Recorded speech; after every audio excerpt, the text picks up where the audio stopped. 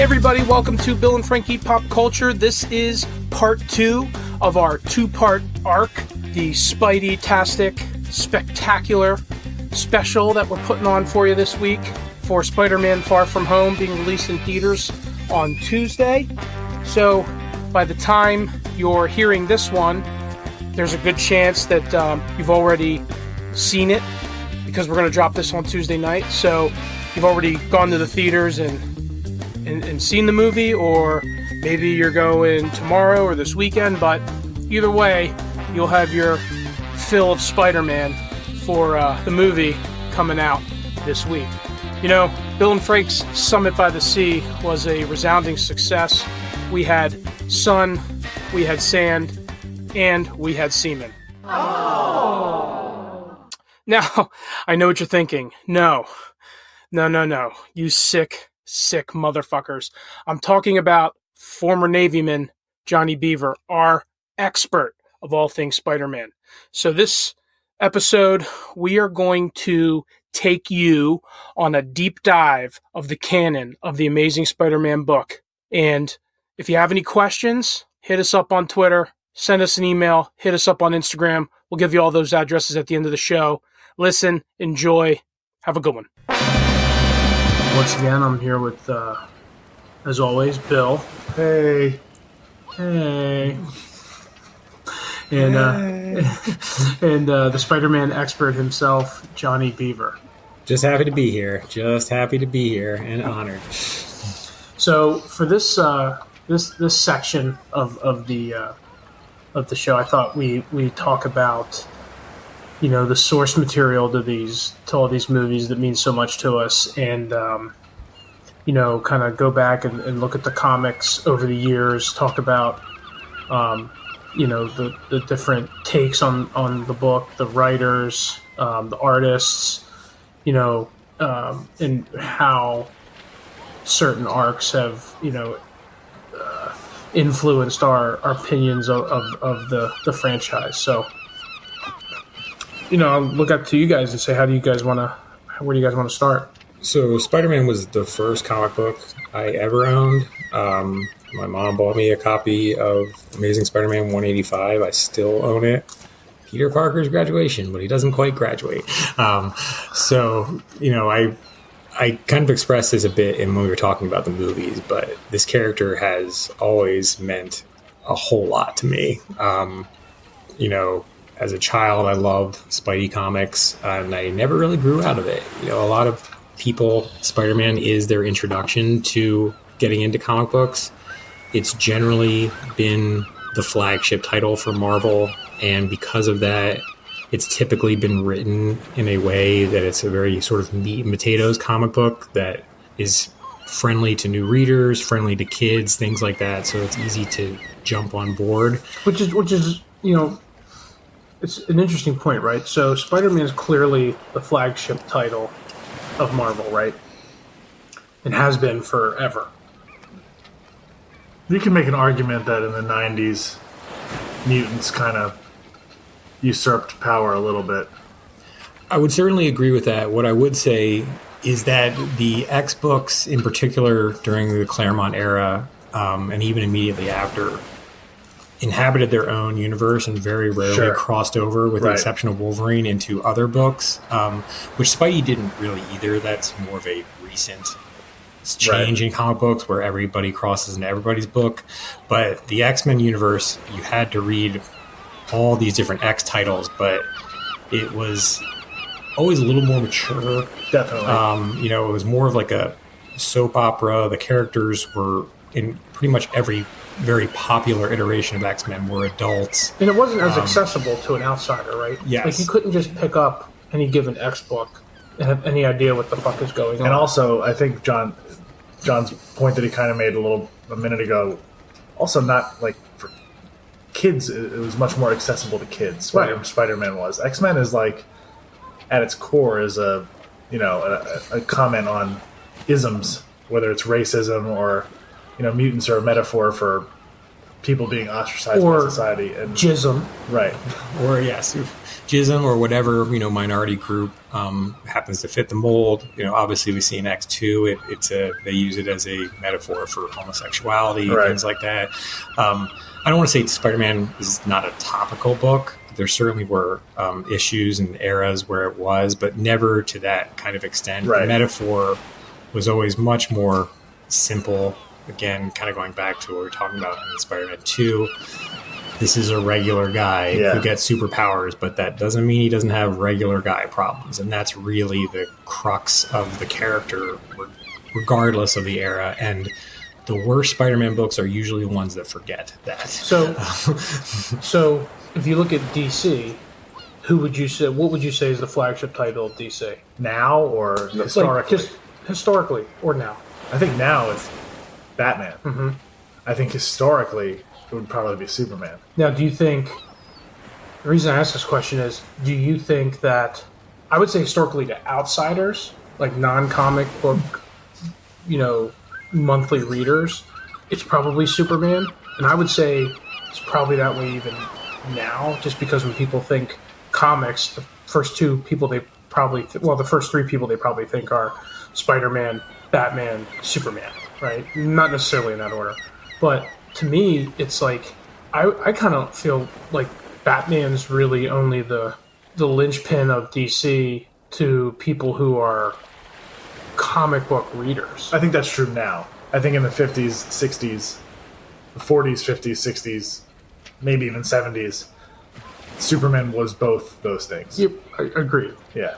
Well, I certainly think that Superman, the character and the beats of that character transcend comic books.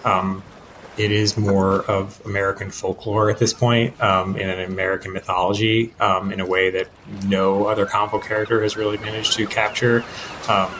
It's like Superman and Babe Ruth and things like that. These are things that people know about America. Which is screwy, because when you look at the sales of these books, Superman doesn't even sniff the ass of the Batman books. Right. Not now, especially. And I guess the only reason I'm making that point was to say, you've had this Spider-Man title in Amazing Spider-Man in Marvel, and it's been the clear number one in the clear most accessible book for anybody the entire time since it's been out. I think that's an interesting point. Spider-Man did not start the 60s Marvel revolution. Fantastic Four did. He transcended that. And if there was any Marvel character that any rando on the street knew in 1986, it was Spider-Man. You can imagine how the public reacted to Spider-Man. He was everyone's superhero, the sensation of the nation.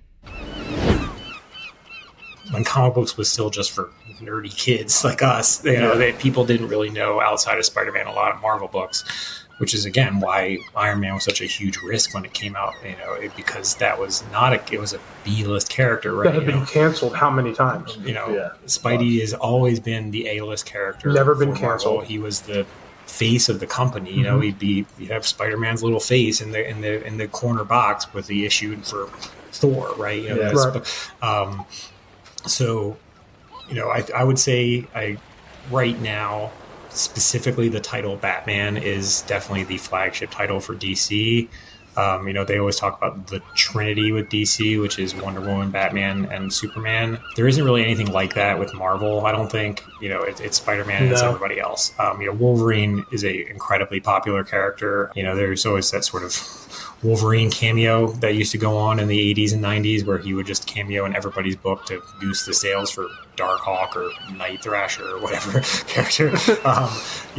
There was a moment where Wolverine was challenging Spider-Man in terms of popularity. I think probably in the 90s.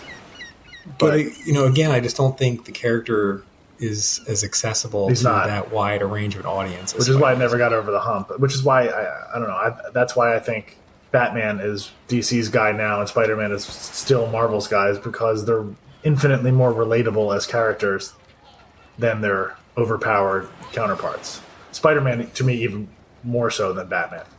Batman's a lot darker than Spider-Man.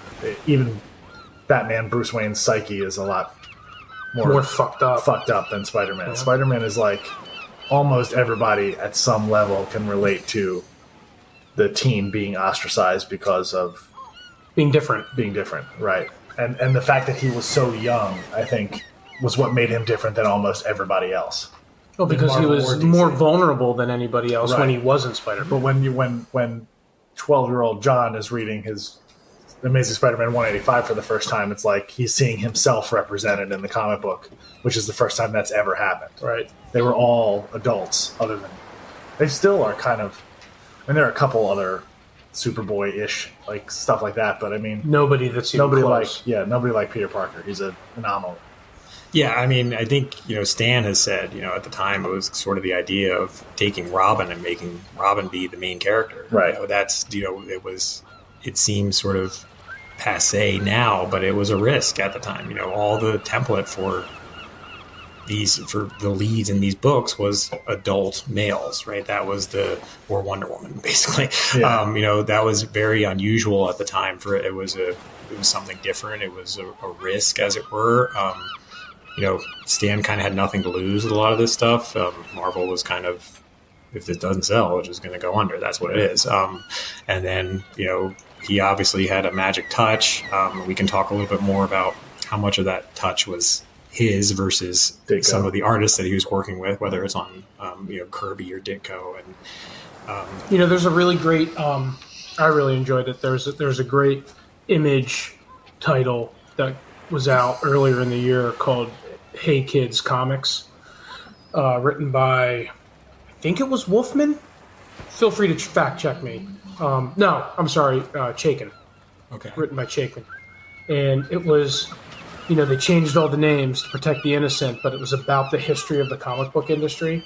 And they really show how, these guys like Stan Lee just used these guys like Steve Ditko, who were just like content machines. They would just pump out content like crazy, but never got, the glory and the due that they were doing, and like the guy who plays the guy who's supposed to be the Jack Kirby character in the book's obvious because he like walks around with a cigar and he's grumpy and telling everybody to go fuck themselves. But you should check it out. It was a good read. You'd really like it because it's really behind the curtain of the comic book industry. And Didn't that happen with Batman too, with Bill Finger? yes. Absolutely, yeah. I mean, it's not just about Marvel stuff. It's about all the different titles and how the artists, and it was very incestuous, and they would all jump around. Yeah, so I mean, just for anybody, again, we're super nerding out here, and just to give everybody kind of a clarification of what Frank's talking about here. So there's different ways that you can write a comic book. Some writers will literally go panel by panel describing what they want in the panel, the dialogue, before the artist does anything. The Marvel method was very different. So Stan Lee, the sort of god of Marvel, he was the editor-in-chief, as well as the writer, and I put that in air quotes, the writer of almost every major Marvel character in the 60s. But what the Marvel method was, it varied somewhat, but basically he would create a plot outline, and then his artists, particularly Jack Kirby and Steve Ditko, would then illustrate the entire comic, and then Stan would go back in and write dialogue over the comic. Right. And sometimes the outlines he provided would literally be like 2 paragraphs long. So basically, Steve Ditko and Jack Kirby were really co-writers, co-plotters in a lot of this, and there was a lot of animosity when they left. I know Stan has always sort of said, if anybody can tell me why Steve left, I'm happy to hear it. And there's been a lot of rumors he left because he didn't think that Green Goblin should be Norman Osborn. He left because he wasn't getting acknowledged the way he felt. Steve apparently was always somewhat of a weird guy. Kirby had a lot of bad blood. He left Marvel and went to DC and created this whole fourth world thing that didn't really work out, but everyone seems to love in hindsight now. He took over like the Jimmy Olsen comic and turned it into this weird, and he introduced Darkseid and all these other things. The New Gods. But, the DC method tended to be the writer really set everything, and then say like Kurt Swan on Superman would just illustrate what the writer told him to illustrate. Right. That was They not would the way- basically like the writer would basically storyboard an issue and even tell them, well, I know like the way Scott Snyder does it now, basically give them camera angles for the shot. Like, I want this camera angle, looking up at Batman, and Batman says this and does this, and it really tells the artist what to do. So all the only creativity coming out of the artist is literally the art. Yeah. So, for instance, Frank recommended this new Daredevil series that started earlier this year. And the first issue that I downloaded was a director's cut that included Chip Zdarsky's script for Daredevil. And it's literally, 4.1, which is page 4, panel 1, 4.2, 4.3. And he's outlining everything that he wants in all of these different panels. Some of them can be more like a screenplay where, they might write everything but not be that specific about how the panel's set up and let the artist kind of do what they want to do and be more of a director for that screenwriter.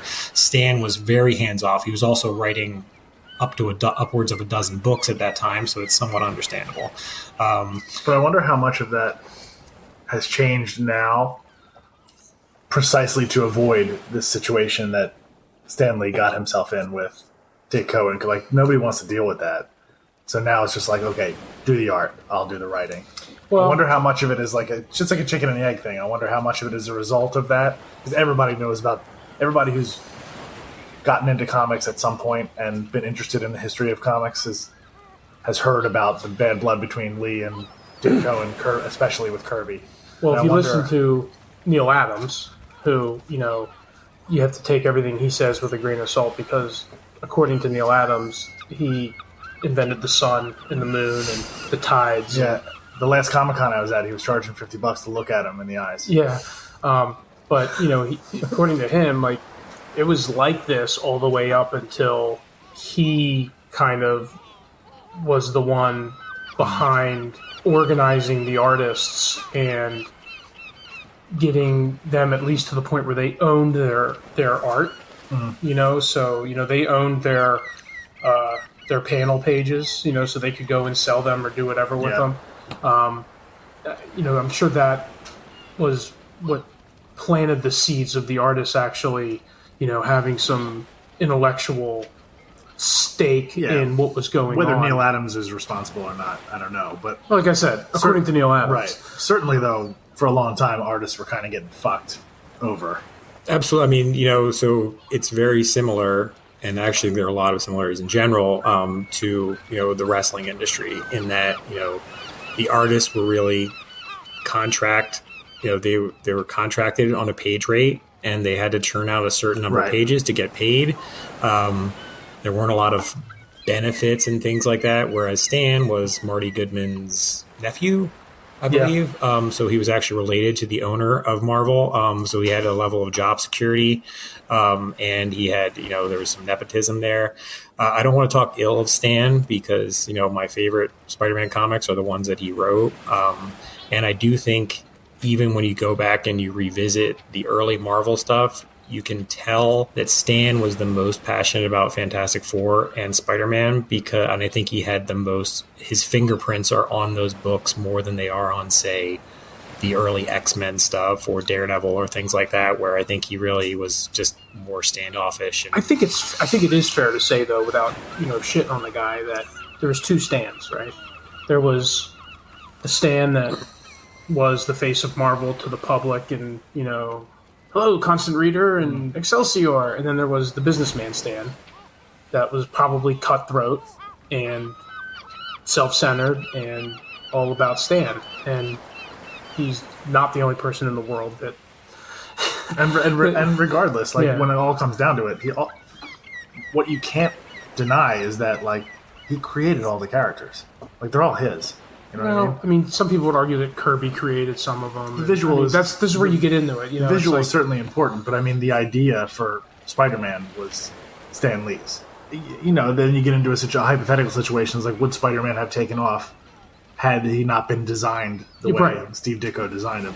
Sure, but this guy created the bedrock of what is Marvel is an empire now. It's ridiculous. It's the zeitgeist of the world right now. Right. But anyway, okay, so We're pretty far from Spider-Man at this point. yeah, so let's. I'm going to take a hard left back to the main road here. But so, why 185? I think she just randomly pulled it out of a bin somewhere. So she literally went to like a It was back issue it was bin? from the surf. That's- It was from the Surf Mall here in Ocean City, New Oh, Jersey. okay. So I don't know if it was just cheap or I was walking by it. And 185 I liked it. was what? What It is came out in the late 70s, Seven, I was but gonna say I late 70s, bet yeah. she probably bought it for So me. written by who? 86, 87, something like that.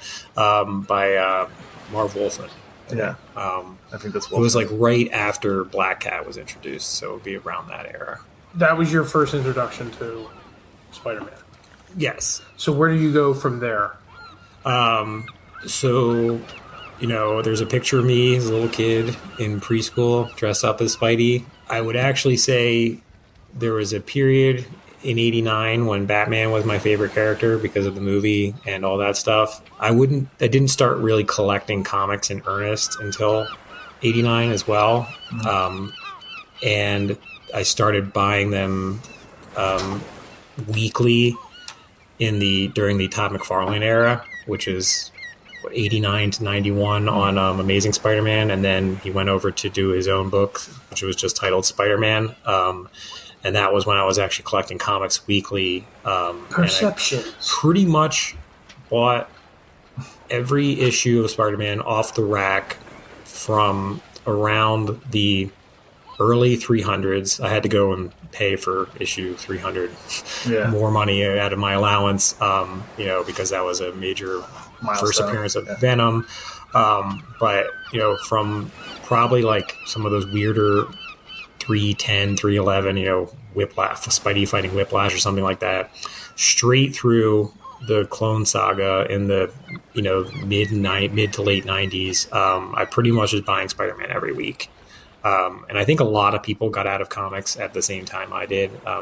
My story, as far as Which is when?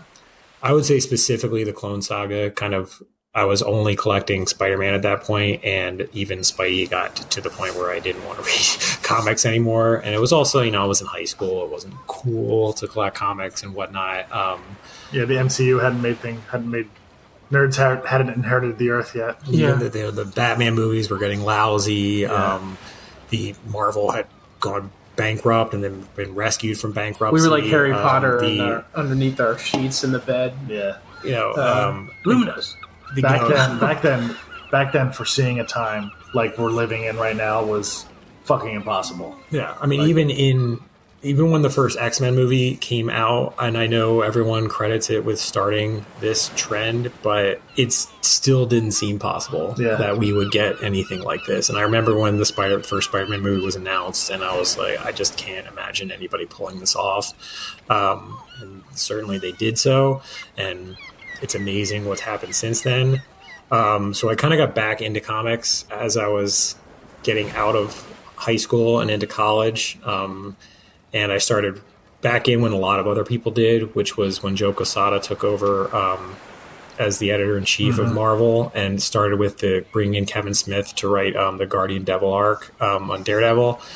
And then he brought in a lot of talent from outside the comic book industry, which in 2019 is something that's frustrating, but at the time was kind of revolutionary and a great idea. We're going to talk a little bit about some of our favorite maybe writers or arcs on Spider-Man, and he brought in J. Michael Straczynski, who had prior to that been a comic book fan, but his claim to fame was creating and writing almost every episode of Babylon 5. I was going to say Babylon 5. And Quesada brought him in to write on Spider-Man. Again, this is their flagship book, and it has to sell well, right? And also introducing the Ultimate Universe, and I think it was in 2000, to make comics more accessible. A good jumping on point for people. To unload continuity, decades of continuity and the baggage that comes with that. Peter Parker being married was something he was obviously always very opposed to the point where a very bad story was written to undo that. Again, kind of for anybody listening who's not a comic book fan, describing some of these things and how they how they go about kind of maintaining these characters for 40, 50, 60, 70, 80 years and perpetual, they've only aged maybe 5 years in that span, is difficult to describe, while still trying to be topical. And it frankly doesn't always work in comics. A lot of times it doesn't work. Yeah. But, Spidey in particular has always had to be this sort of meat and potatoes book. If only he had halted that evil long ago, his uncle would still be alive. It's a lean, silent figure that fades into the gathering darkness, having learned in the most tragic way that with great power must also come great responsibility.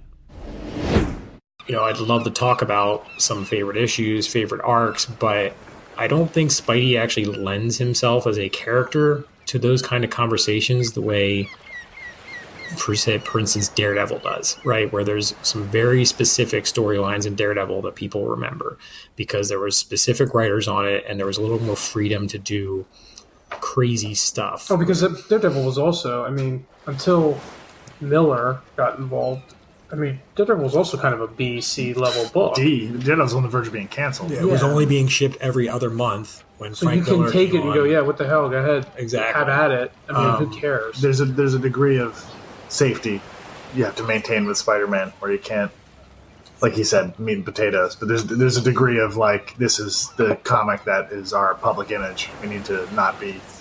Although I don't know. At the same time, Spider-Man was the one that defied the comics code. True. When it was a ballsy ass thing to do. Which, if we're talking favorite arcs, I love that arc. That was one of the first arcs. So which arc? Hold on one second. Yeah, brother.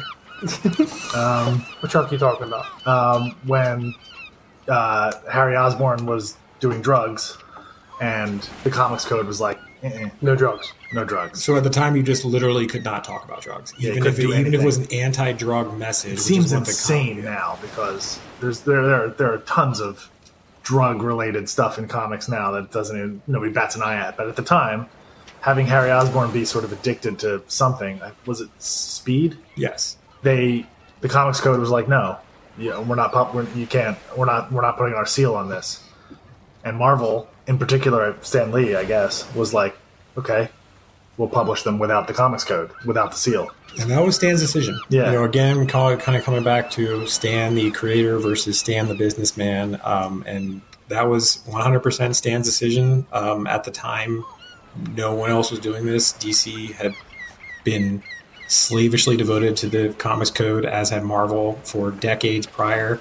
The comics code is one of these weird relics of the McCarthy era, and this is long before Hard Traveling Heroes, right? This is Yes. long before Speedy was addicted to heroin. So this right? is the late 60s, 68 or 69. I believe it's issues 94, 95, Yeah, 96. 95, 96. And you know what? They're valuable now I would imagine because they don't have the code on them. Again, they're the first time that. Yeah, when we met Stan, I bought a beat-up $10 Yes, copy yes. of one of them and had Stan sign it, because it was just a really seminal decision that he made. It's a good story arc too. Yeah. Anything when Stan wrote a Green Goblin issue, it was good.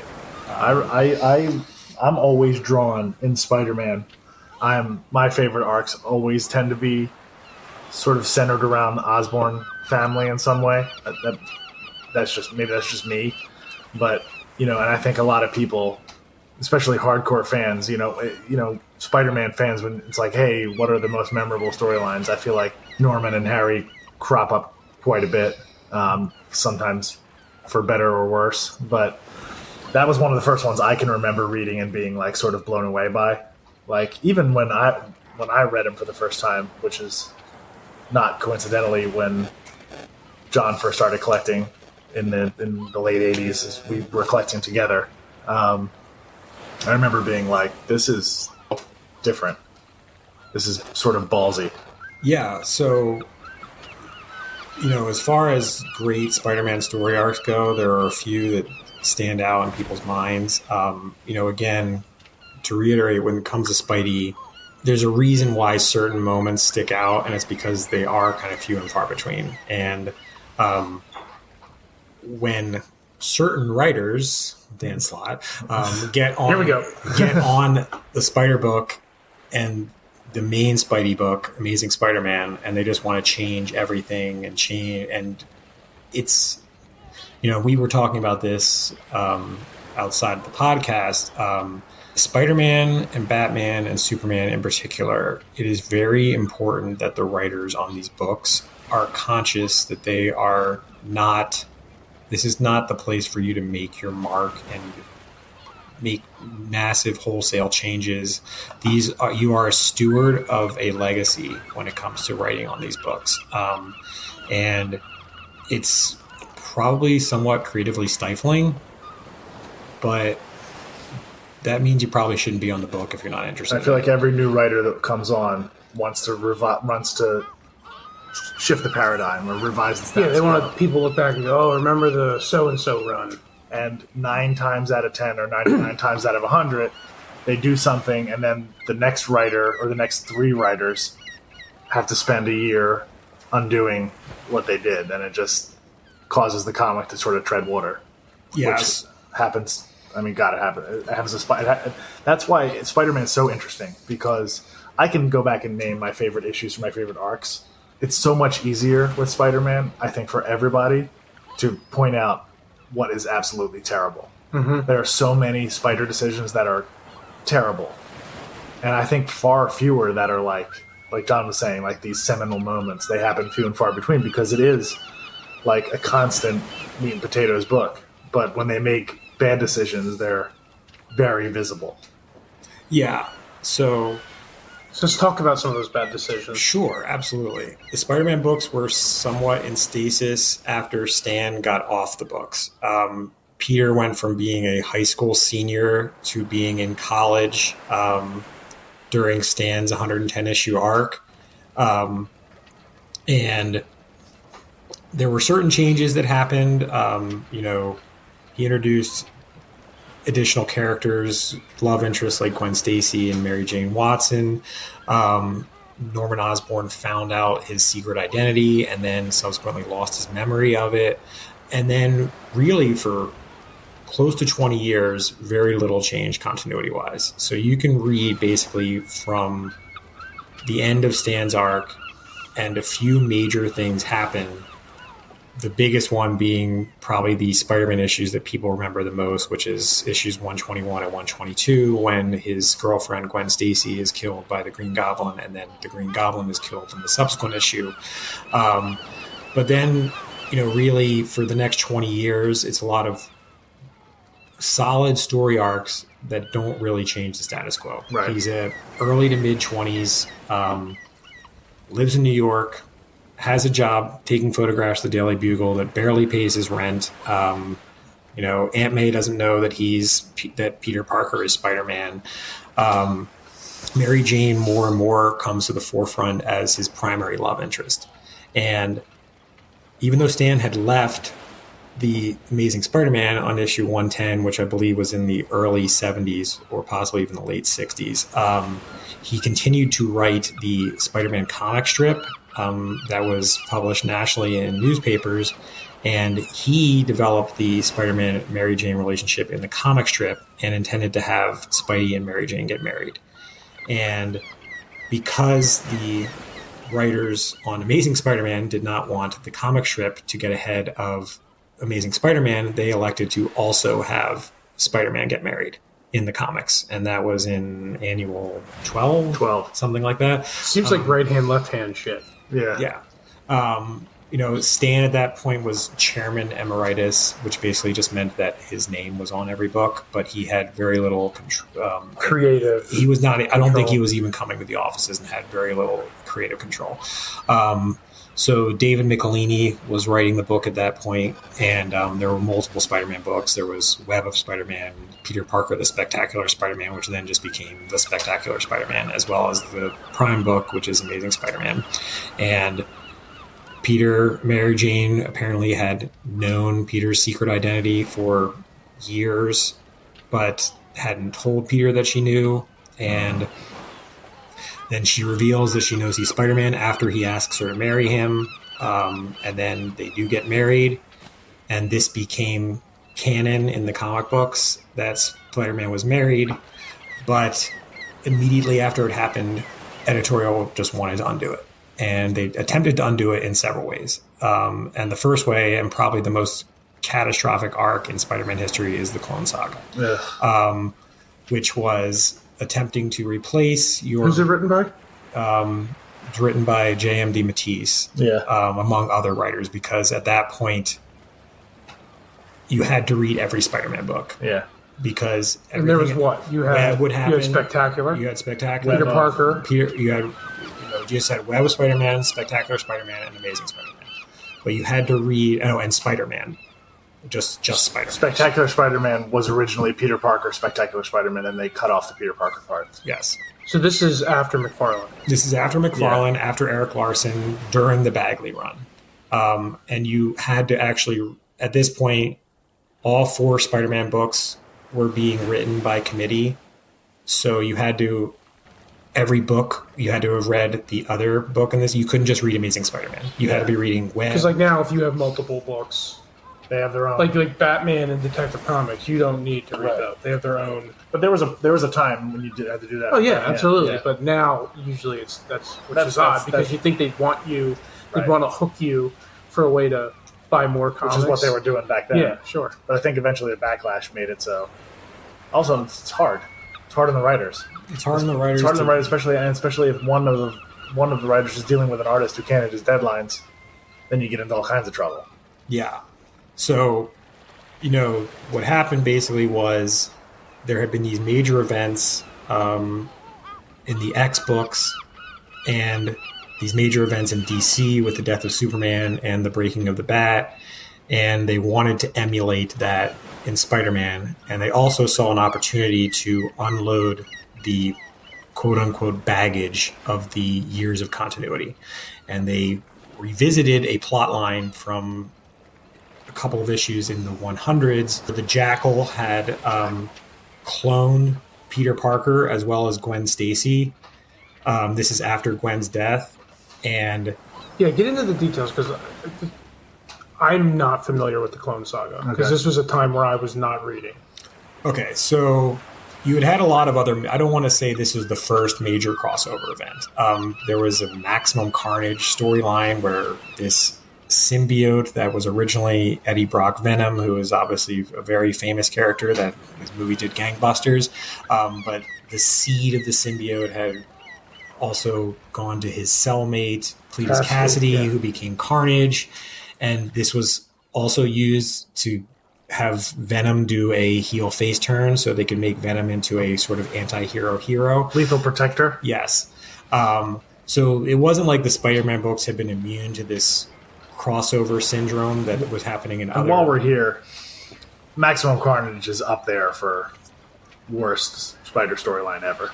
Yeah. That's just like taking something that was popular and completely overdoing it. Yeah, and point on that. So I actually did read the Maximum Carnage storyline because I wasn't reading at the time, but for some reason my library in middle school had Amazing Spider-Man comic books that you could take out, so I actually took those out and I was reading those.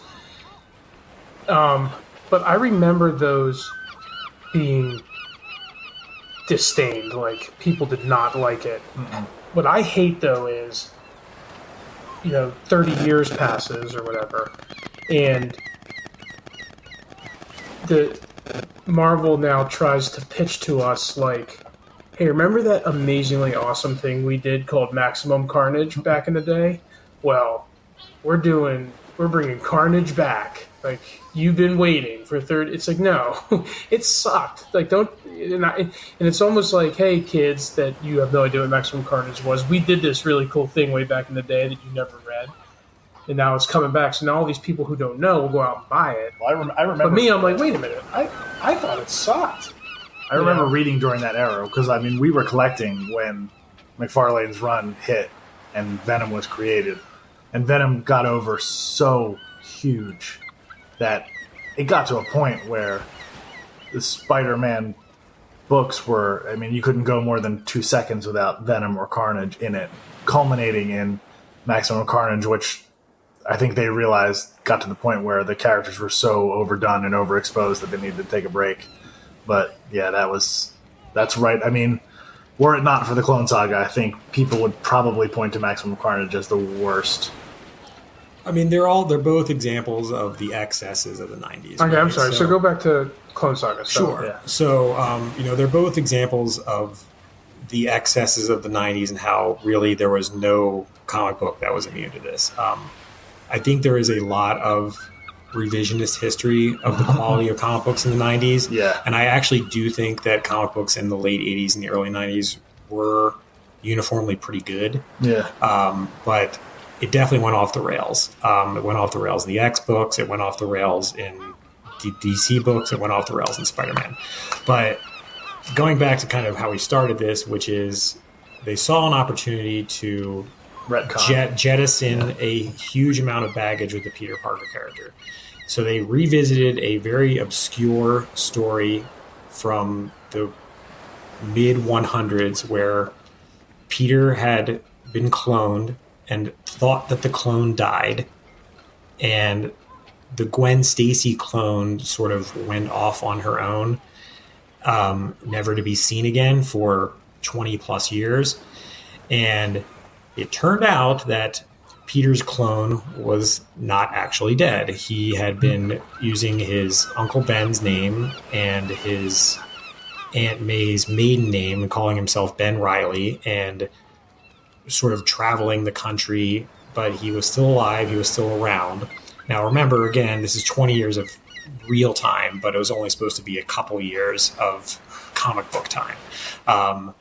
And he comes back, the Jackal comes back, and the Jackal reveals that, in fact, the person that we have known as Peter Parker is, in fact, the clone. And this Ben Reilly guy is the real Spider-Man.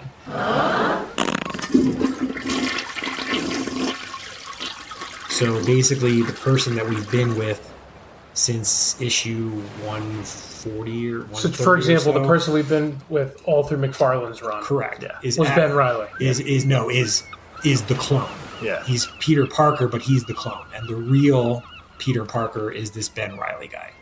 Oh, so Peter was the clone of Ben Reilly. Yeah. Right. So that the person who had been calling himself Peter... It was, I mean, to say cataclysmic, I mean, I don't even think they realized how that was going to play. They couldn't have. So hold on. I'm sorry, my head's folding in on itself. So whose Uncle Ben was shot? Ben Reilly's. Ben Reilly's. Who is, in fact, the real Peter Parker. Yeah. So his name is Peter Parker. Correct. Yeah. All this time, he thought he was the clone. And he was taking the name Ben Reilly. And Peter Parker thought he was Peter Parker. And instead, situation reversed. Right. And when did this happen? This happened in 97, 96, Yeah. 97, something like that. Late 90s. So... That is some shit. So, I mean, it's just like taking a giant fucking dump on every reader that, I mean, it's just, I mean, it was just Okay.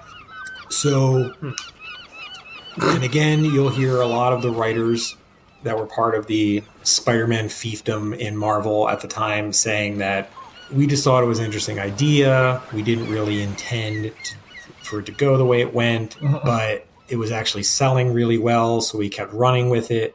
I don't believe that is true for a second. My opinion is that they were looking for a way out of the Peter-Mary Jane marriage and out of the years of continuity that it was hard for people to jump on a Spider-Man book. Whereas DC would just have a crisis. a crisis. Yes, Yeah. this is their version of a multiverse fix, right? This is their version of having Crisis on Infinity Earths and then John Byrne restarting the Superman. I wish I universe. knew who it was.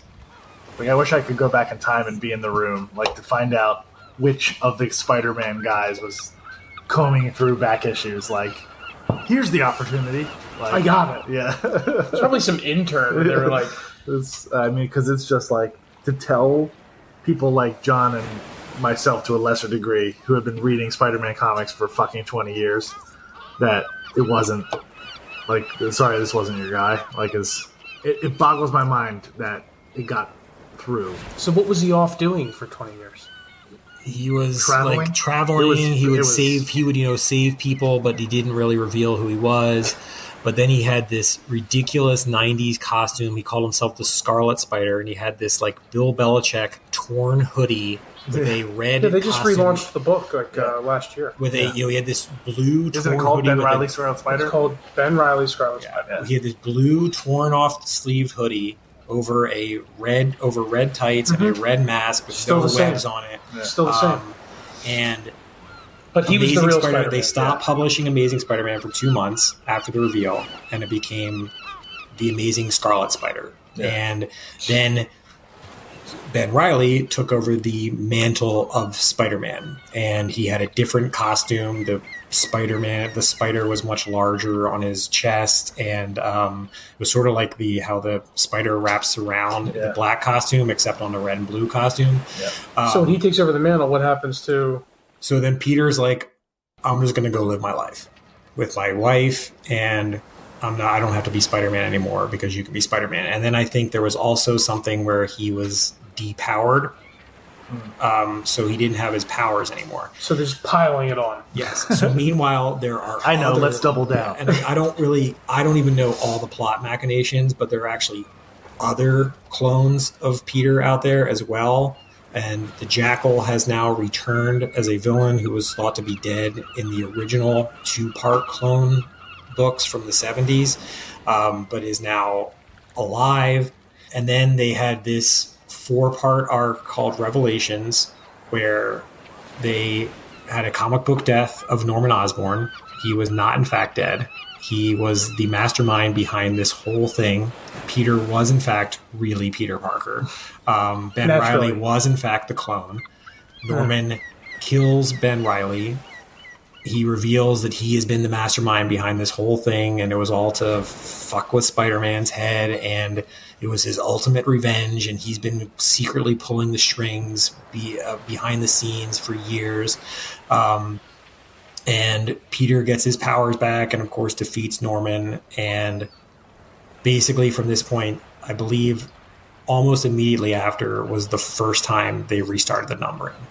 Yeah. Where they went from issue 400 and something to issue number 1.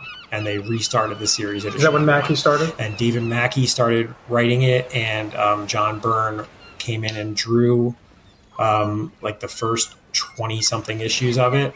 And in the meantime, Marvel had gone through this bankruptcy. They came out of this bankruptcy, and Joe Quesada, who was a artist, which is crazy to imagine, mostly now. known for like his work in Valiant, and and he came on as the editor-in-chief. And they thought that Mary Jane was dead. She was basically written out of the book, and thought to be dead. So Peter is single again, but Quesada brings in J. Michael. Yeah, hold on, but how did this whole Clone War get him out of being married? It didn't. So then Mackie wrote this. By the way, there's other things going on here. Mary Jane was also pregnant and lost a baby. There was like a lot of. So this sounds like a really up book. I really think they can say whatever they want to, but I think John's original point is true, that they wanted to get out from under the baggage of all the continuity. Definitely the Peter MJ marriage. And I really think in their fucking crazy heads, people were going to accept Ben Reilly as Spider-Man, and Peter Parker was just going to go off, and then Ben Reilly would just be Spider-Man. So again, single Spider. Peter would go off, be married to MJ. Everybody would be like, move on. Cool. Yeah. So again, you have to somewhat remember the context here, right? Like Wally West had replaced Barry Allen after Crisis on Infinite Earths, which worked. Superman had briefly been replaced by 4 Supermen. Batman had been replaced by Azrael. Hal Jordan had been replaced by Kyle Rayner. So this is also the original legacy character. Where again, a lot of this was jettisoning baggage, right? Hal Jordan had too much baggage, and we needed to have more, and the book wasn't selling well. We need to give more. We need to juice the sales of Green Lantern, so we're going to bring in a new Green Lantern. So this was also it didn't exist in a vacuum, right? This was not only had they really felt like they'd written themselves in a corner and made Spider-Man less accessible to new readers, but other people were doing this, so they thought they could get away with it, not realizing that, like, for whatever we may say about the death of Superman now, Dan Jurgens knew at the end of the day Clark Kent was coming back. It was written from the outset knowing that this was not a permanent change. Yeah, it was going to be Death of Superman, Reign of Superman, Return of Superman. But I think that they really thought that this was, we can swap out this character. I think he also had dyed blonde hair. This is so 90s. So 90s. Ben Reilly had dyed blonde. It's so 90s. So did Bill and I. And frosted tips. You know, and then, honestly, J. Michael Straczynski saved the character. Yeah. It is not hyperbolic to say that J. Michael Straczynski saved the character. He came in, and in hindsight, a lot of the stuff that he did, even in the first 30 issues of his arc, are fantastic.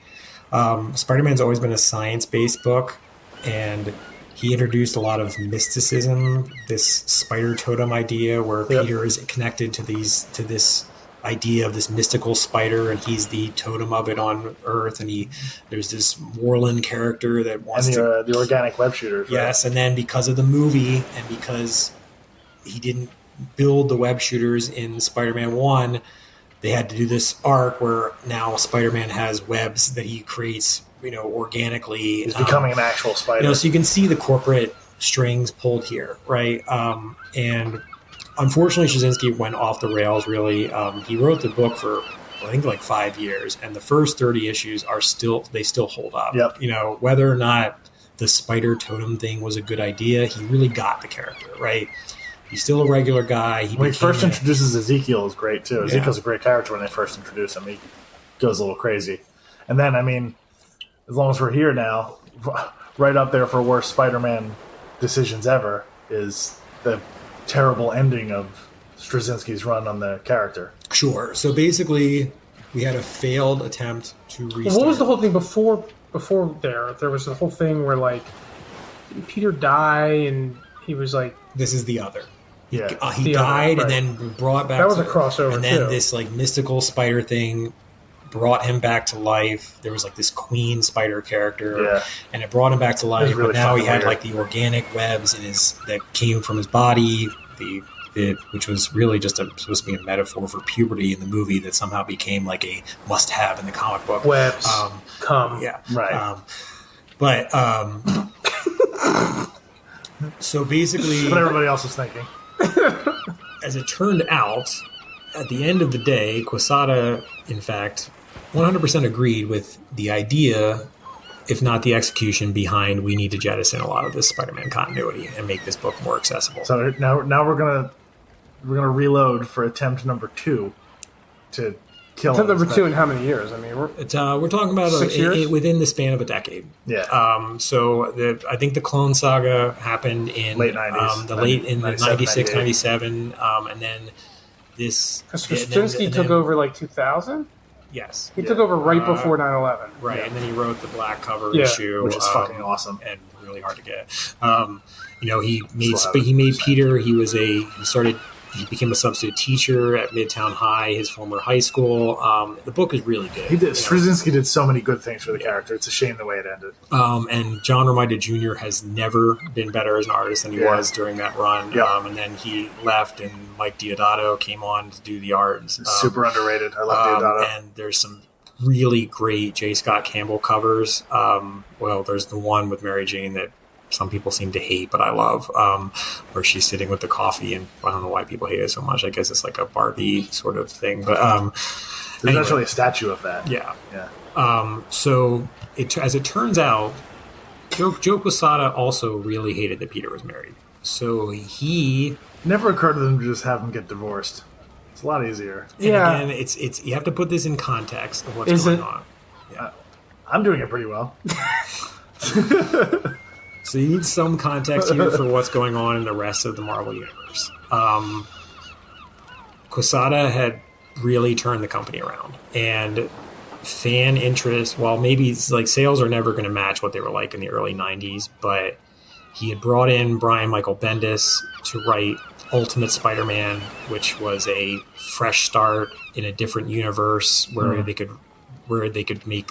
He had Brubaker on Captain America. Yeah, he had Brubaker on Captain America. He had Straczynski on Amazing Spider-Man. He had brought in Kevin Smith to do his Guardian Devil arc, and then he had Bendis on Daredevil, which is a great arc as well.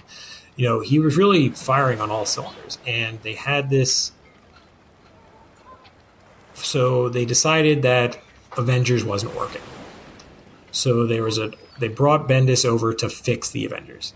So there was an arc called The Avengers Disassembled where Scarlet Witch goes crazy. She kills Hawkeye. She kills her husband Vision, and the Avengers disband.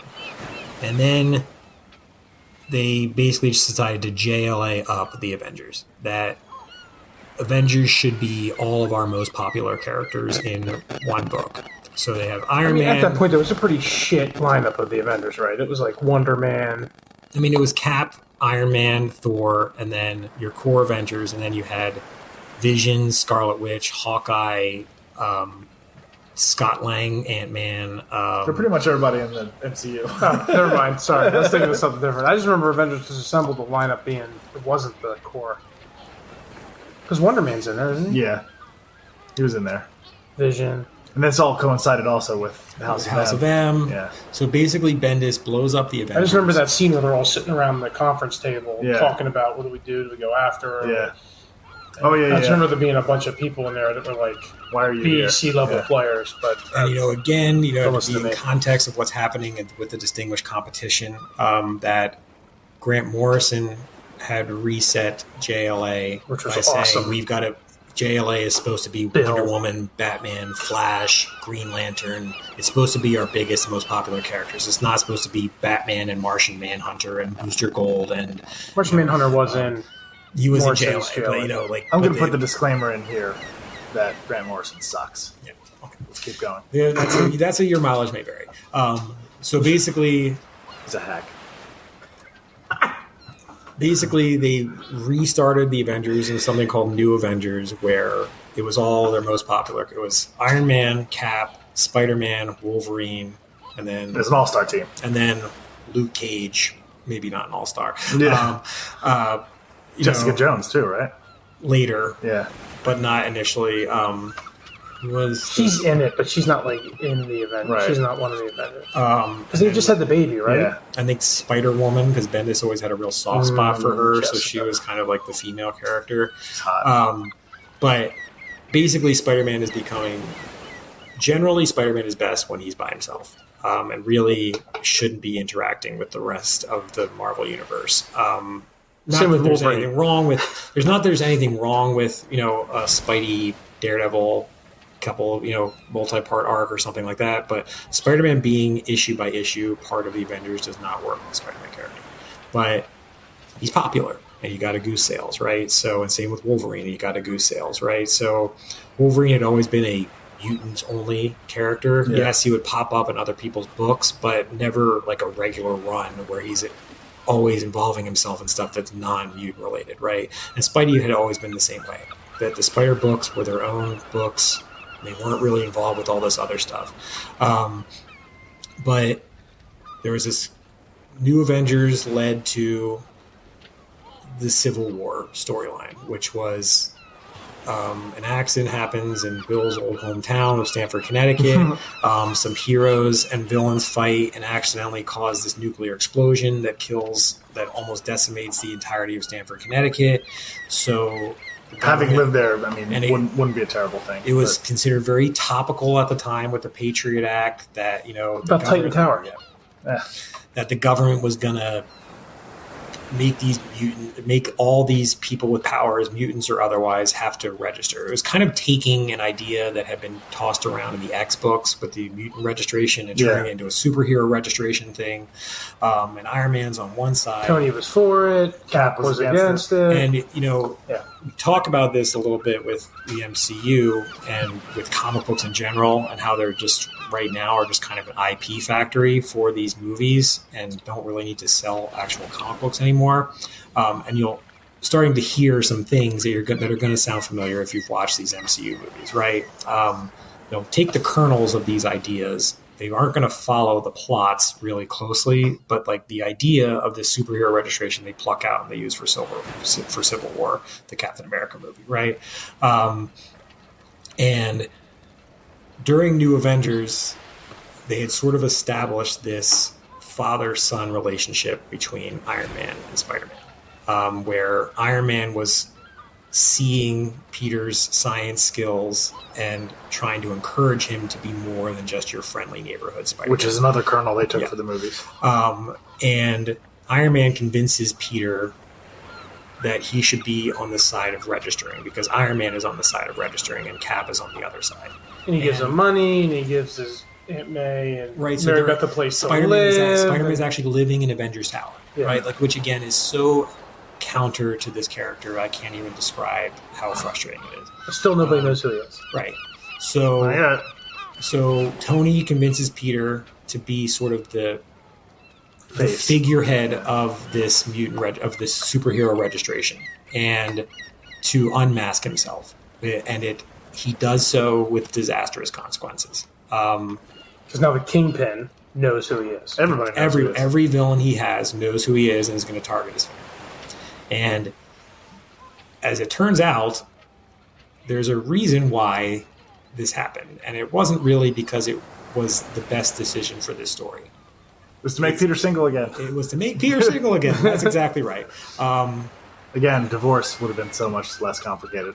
Yes. So Peter's Aunt May is attacked and is on life support. Mary Jane is also attacked. And Peter switches sides to Captain America's side and decides he does no longer agrees with the Superhero Registration Act. But you can't undo what's been done, or so you might think. Yeah. But as it turns out, Peter can make a Faustian bargain with Marvel's version of the devil, which is Mephisto, to have his unmasking rewritten. But the cost of the Faustian bargain is that Peter has to give up the thing that is most important to him, which is his marriage. And Mephisto is able to rewrite reality so that no one remembers that Peter unmasked himself and is Spider-Man, J. Jonah Jameson, or anyone else, but he's also no longer married. This is the last thing that Straczynski writes. But it's not just that he's no longer married. They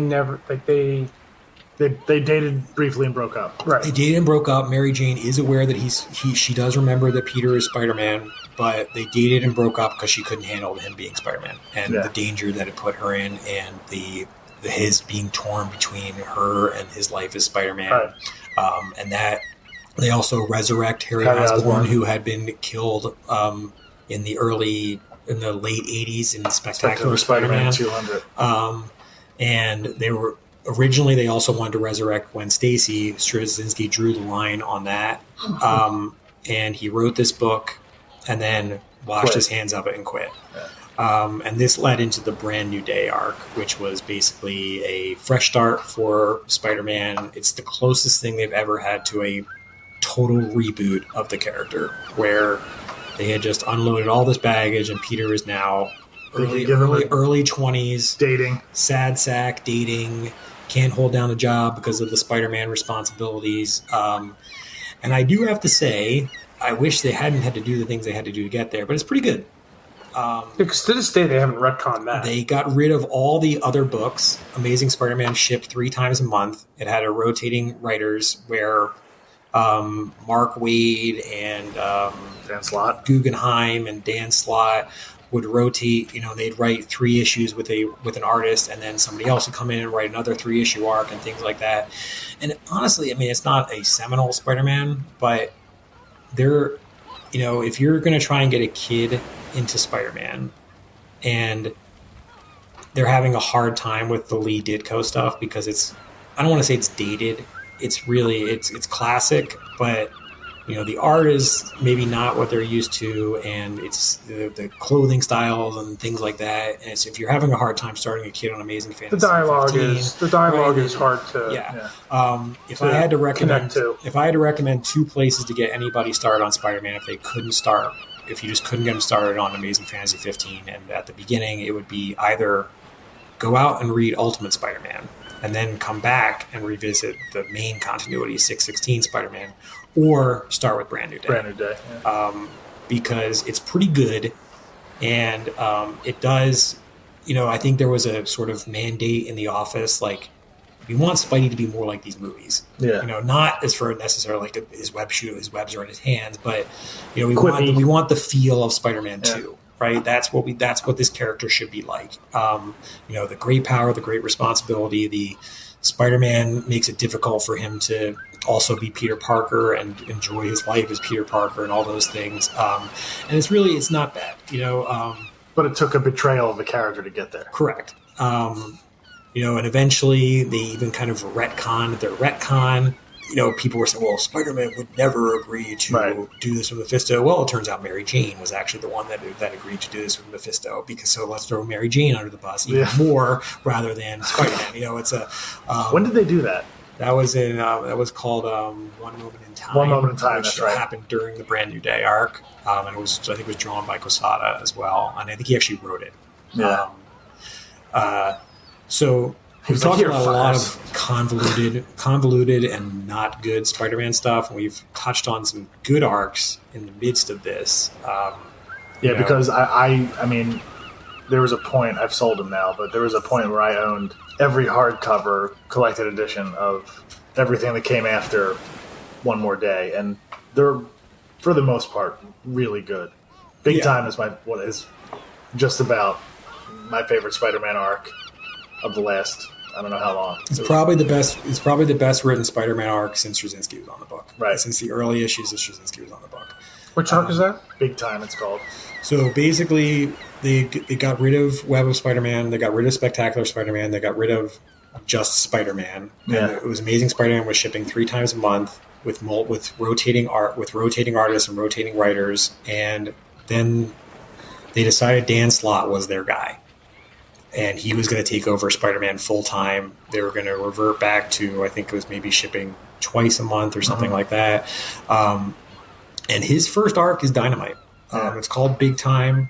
There had been some lead up to it where there was something called the Gauntlet, where Spider-Man had to fight all of his villains, similar to kind of the Bane Breaking the Bad arc, where it turned out that Kraven, who we thought was dead in one of the best arcs of all time, the Last Hunt, was actually alive or cloned or something like that. And but Kraven was sending all these villains after Spider-Man to weaken him, so that Kraven could then have his hunt of his greatest prey, Spider-Man. But then Slott took over, and he wrote this Brand New Day arc, and I was really excited. I was like, this guy gets it. This is awesome. Big Time, you mean? Big time, yeah. He got the Spider-Man Black Cat relationship, this sort of like the sexual tension that's always there, but they can never really get together, even when Peter is now single, and the reasons why they don't really work as a couple. But slowly but surely, in the background, Slott was making exactly these kinds of changes that we talked about a little while ago, which is wholesale changes to the character that Nick Spencer has had to undo over the last year. So Peter got this job with this like Horizon Labs or something Horizon like that. Labs, and he's got an apartment in Tribeca. He's a hipster in Tribeca. He's like super successful. He's like creating like crazy advances in technology. He's creating these crazy advances in technology. He's not working for the Daily Bugle. J. Jonah Jameson's father gets married to Aunt May. Yeah, it's really weird. J. Jonah Jameson's wife is actually killed at the end of the Big Time arc. And then at the same time, and this is again kind of just an indictment of comic books in general right now, which is that it wasn't immune to things that were going on outside of it, right? So Peter's still a part of the Avengers. the Human Torch, quote-unquote, comic book dies in Fantastic Four, and Spider-Man becomes a member of the Fantastic Four. And now Dan Slott's got to write a 4-issue arc where it's Peter in the Fantastic Four, and he's wearing a white Fantastic Four costume. So it's not all Slott's fault. I think there was some corporate mandate that happened. But I think that happened around issue like 640 or so, big time. So they've done a good 60 or 70 issues of this Brand New Day arc, and then they took that banner off it, and Slott took over as the regular writer. The Gauntlet arc ended with, didn't it end up being Craven's daughter pulling the strings? Yeah, or something like that. That's what I thought.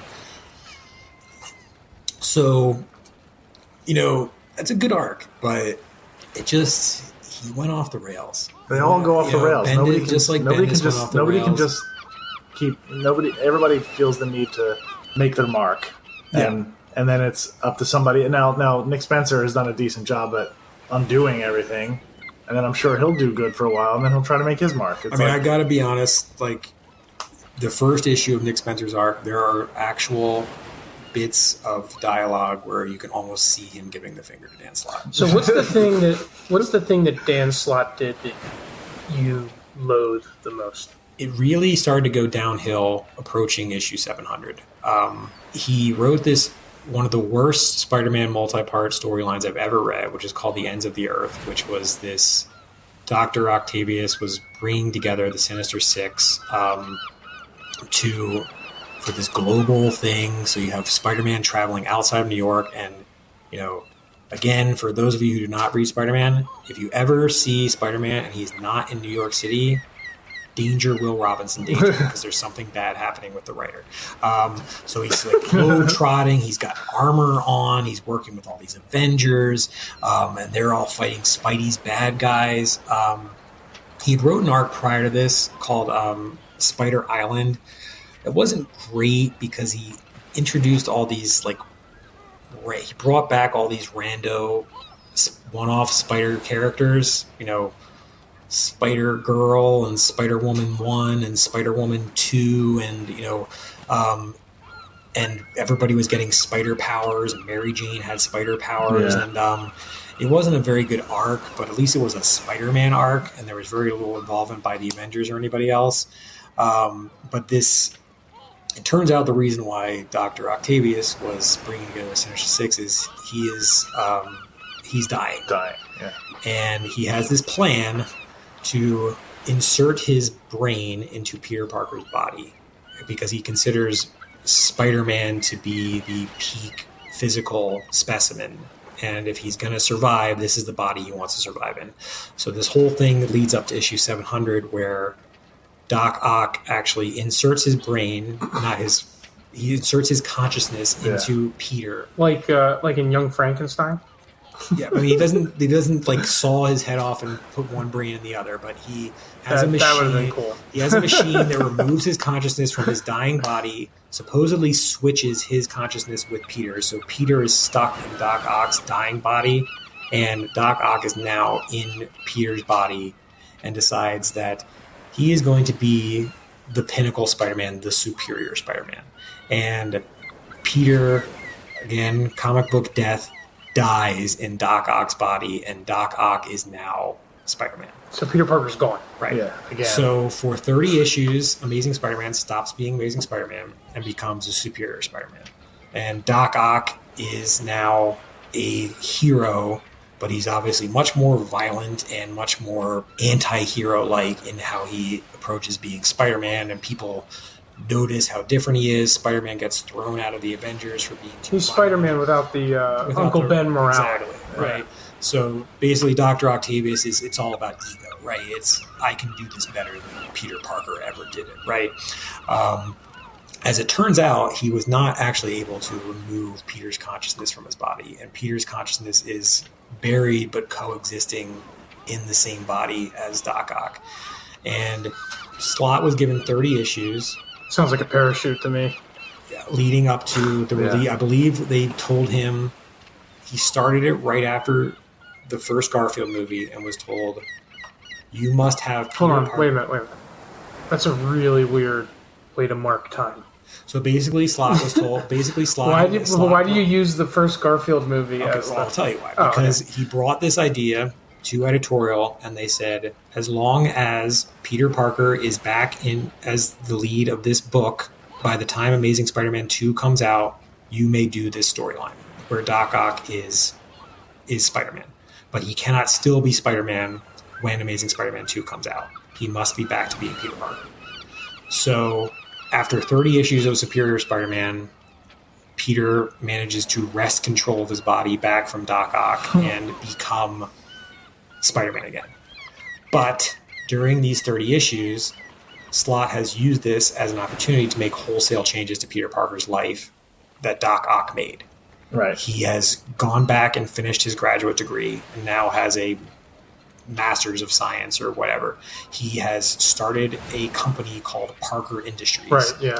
That Peter is the CEO of. So we have once again 700, then restart at Superior Spider-Man number 1 to 30, and now we're restarting again number 1 of a new Amazing Spider-Man comic, where Peter is the head of Parker Industries, and he has like Spider-Man robots that go out and do sort of like, if you've ever read Kingdom Come, how Gotham is safe because Batman has all these bat bots that go out and keep Gotham safe. Like Peter is doing that. Like Doom bots. Yeah, exactly. Like where he had, he's using these resources of this company it just wasn't good. It just, it was just a total misunderstanding. It made Spider-Man an unrelatable character. Who's, as I said to you the other night, sure, Batman is a human being that does not have superpowers, but who really feels like they're like Bruce Wayne, right? And this is kind of because I would say that a lot of comic book characters were actually made more like Spider-Man. If you read The Man of Steel, they took all the Superman continuity and they made him more like Peter Parker, where Clark Kent is actually not a... If you've seen the famous scene in Kill Bill Volume 2 where Bill describes Superman and how Clark Kent is really his disguise and this is what he thinks of humanity and that kind of stuff. When John Byrne rebooted it, Clark is actually who he is, and it's not just a put on thing to when Superman's the real person, right? Smallville is basically Peter Parker with Superman powers, right? Yeah. Like Clark is basically Peter Parker. So for the most part, comics have been trying to make their characters more like Spidey and more relatable, and yet Dan Slott's going More flawed, the exact opposite direction and making Spidey less relatable. Yeah. Nobody wants to see a rich, successful Peter Parker. Yeah. So at this point, I actually... Well, how do you like that? But how do you forget about relatable? How do you like that character? Right. The guy's rich. The guy's successful. The guy's, he's counting on the fact that superpowers. The guy's... He's counting on the fact that you've been a fan for however so you're long just it's going to keep you reading it. Right. Exactly. Now I will say, it's extortion. Eventually, he kind of undid this. It turns out that I think Parker Industries ends up kind of collapsing, and poor Aunt May had to invest all of her savings in it. There was some sort of plagiarism involved. Yeah, well, that's in the Nick Spencer book. But even before Nick Spencer started, Parker Industries had shut down, and Peter was. But since last July, Slott was on the book for 10 years. It's the longest run of any writer in Spider-Man history, which is a sad thing to say. But Nick Spencer took over the Spider-Man book last July as part of Marvel's Fresh Start. It's been shipping bi-monthly. Yeah. So shipping bi-monthly. New artists, well, Motor Ramos is still on it, but Otley was brought in after finishing his Invincible run over at Image. And the first issue is literally spending an entire issue undoing everything that... So basically, he gets called out for plagiarism because he plagiarized Otto Octavius's work. Which, of course, the reality is that Otto Octavius is the one that graduated in Peter Parker's body. Right. But he's almost saying... Fuck you. Not only fuck you, but this is not something Peter would do. Take credit for Otto Octavius' work, right? Like, and he was doing that for the last 5 years of Dan Slott's run. Is doing things that Spider-Man wouldn't do, like take credit for Doc Ock, even though Doc Ock happened to be in his body, right? At the end of the first issue, Peter and Mary Jane get back together. They're not married, but they're dating again. So it's kind of again, bringing things back to the more familiar Spider-Man. And it's pretty good. I've read all 23 issues that have come out so far. I'm enjoying it. Would I say it's the best Spider-Man run ever? No. But it's pretty good.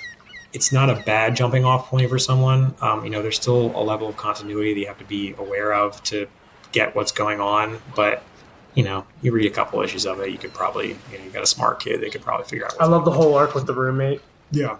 And him going to the bar with no name to do Spider-Man trivia. Yeah, Nick Spencer is kind of he was writing Superior Foes of Spider-Man, which was these sort of offbeat Spidey villains that were not his major, your Doc Ocks, things like that. But he brought Boomerang over from that, and he's now Peter's roommate. And it's pretty funny. It's a very funny book. Nick Spencer loves pop culture references. Probably too much, but they can be funny. He understands how to make Spidey funny, and he has a Jeff Johns level appreciation for obscure Spidey villains and things like that.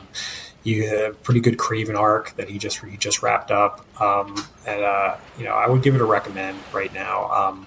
As I was saying to Frank earlier, I basically have not read a new comic in 5+ years. The last comic I had on my pull list when I would go and buy floppies from the store was Amazing Spider-Man, and even that I gave up on because of Dan Slott. And now I'm back to reading them again, so I'm kind of excited about that. I'm glad you're back. I mean, I got into it again. I didn't get rid of the floppies. I started doing trade paperbacks probably 6 years ago. Whenever Snyder took over Batman, I started reading trade paperbacks again, and I tried to keep it very focused on Batman. And then I fell down the rabbit hole, and before I knew it, I was in the comic book store, subscribed to, 40 books a month, and I'll be honest, at $4 or $5 a pop.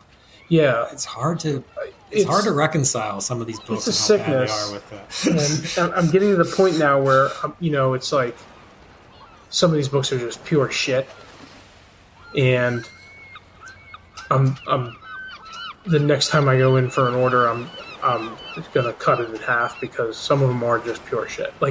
I'm excited about Hickman coming into the X-Men books because the X-Men books the last 3 years have been just the drizzling shits. I mean, I think longer than that. Awful. Because there was a point where Marvel was actively trying to bury them. Right, but I wasn't reading. So the last 2-3 years I've been reading, and I've been buying them. Don't know why, but I've been buying them, and they've been shitty. And Marvel made a concerted effort. Not only mutants, but Fantastic Four too. Now being written by Dan Slott. Yeah. As is Iron Man. Which I already canceled. Did Gail because Simone permanently take over, or is she just doing an arc for Slott?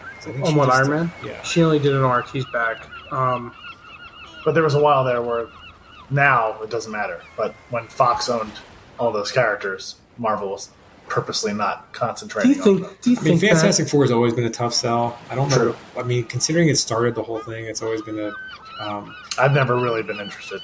I've tried several times to jump onto Fantastic Four, and I want to be. Yeah. Even the seminal Fantastic Four books aren't very good. I don't think the Coming of the Galactus arc is that good. I've read those issues. It's not that good. I never related to anybody. I never really got into any of Torch is the closest, I guess, but I never really would have ranked any of those characters as in my favorite 50 not even close. people. Yeah. No, I mean, I agree. They're supposed to be more relatable. They're a family and they bicker and fight and they have flaws and things like that, I guess. But never really worked for me as a book either. I can't honestly ever remember collecting Fantastic Four. No. I vaguely... I'm sitting here right now, can you think of like a great Fantastic Four arc? No. It would be like the Galactus stuff. The Galactus from stuff. way That's back what they're in the, most famous for. in the Kirby Lee days. I mean, it's... Well, that and Doom, right? And yeah. I mean, Doom is probably actually the best creation that came out of it. You Yeah. know, more so than actually the heroes in that book. He's kind of the Lex. Yeah, if there's any silver, the real silver lining to Marvel buying Fox is now, I mean, fuck the Fantastic Four, but they can bring Doom in as a... I mean, if I had to pick a preference to who follows Thanos up in the MCU, for me, it's Doom. Yeah, I would totally 100% agree with that. well, especially if they're splitting the cosmic Yeah. and the Earth, Earth-landed storylines. If they're splitting those two storylines, And then they can always... Doom's the best thing. And if they split them for a while, they can always Yeah, bring them at some together point, for some sort of couple cataclysmic event or phases whatever. later when Yeah. Kang comes. I recently, there's a lot of interesting theories going on out there about what Marvel plans to do. The most interesting one I read was that the remnants of Sokovia are going to become Latveria, which will introduce Doom into the MCU, which would be awesome. But that's a different conversation. A different conversation for a different day. He's a hero, if you will, a hero whose dreams have turned to nightmares, who walks in step with tragedy and death, but still he perseveres, for such is the haunting fate of Spider-Man. All right, everybody, so there you have it. Our first two-part arc in the books. Love it. I really enjoyed doing it. Thanks to Johnny Beaver for joining Bill and I to discuss Spider-Man, to discuss the films, to discuss the canon of the comic books. Hope you guys liked it.